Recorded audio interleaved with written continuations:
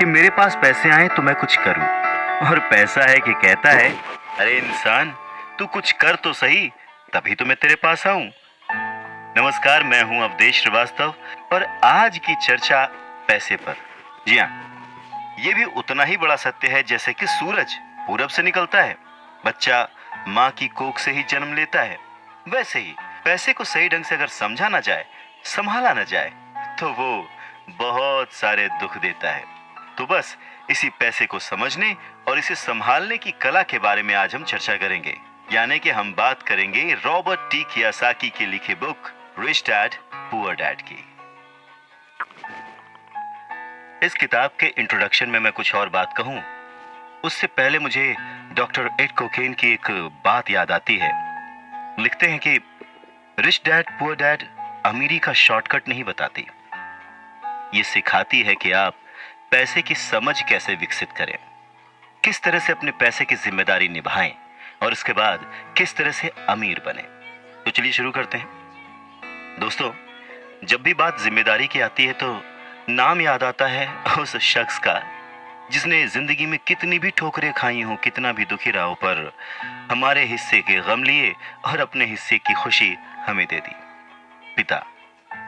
जेब खाली हो फिर भी मैंने उन्हें मना करते नहीं देखा।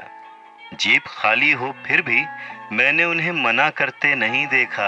अरे मैंने अपने पिता से ज्यादा अमीर इस दुनिया में कोई इंसान नहीं देखा।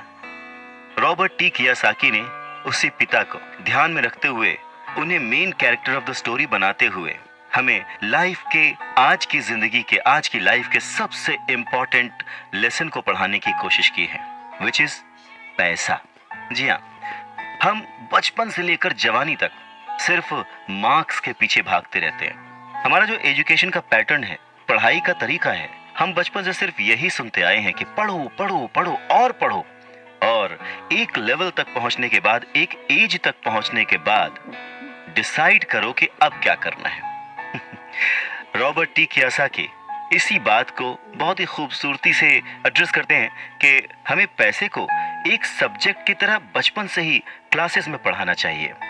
अगर आज पढ़ाई का मतलब, जिंदगी में सफल होने का मतलब ज्यादा पैसे कमाने से है, तो क्यों ना उस पैसे को सही ढंग से मैनेज करने का गुण हमें बचपन से मिले।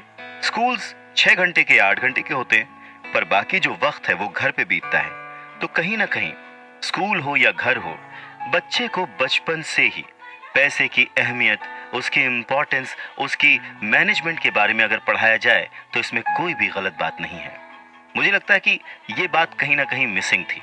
शायद कई सालों से ये जद्दोजहद है कि इसे शुरू किया जाए, इसे समझाया जाए। बहुत सारी फिल्में बनी हैं इस पर, लेकिन आज भी हम मार्क्स मार्क्स और मार्क्स के पीछे ही भागते हैं।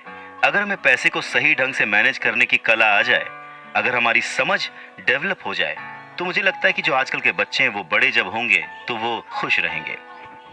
इंसान को कंप्लीट करने के लिए उसका परिवार, उसके अपने, उसके दोस्त, उसका रहन सहन सब बहुत जरूरी होता है। ये तो नहीं कह सकते कि पैसा ही सब कुछ है, पर हाँ, सब कुछ पाने के लिए पैसा जरूरी है। Uh-oh.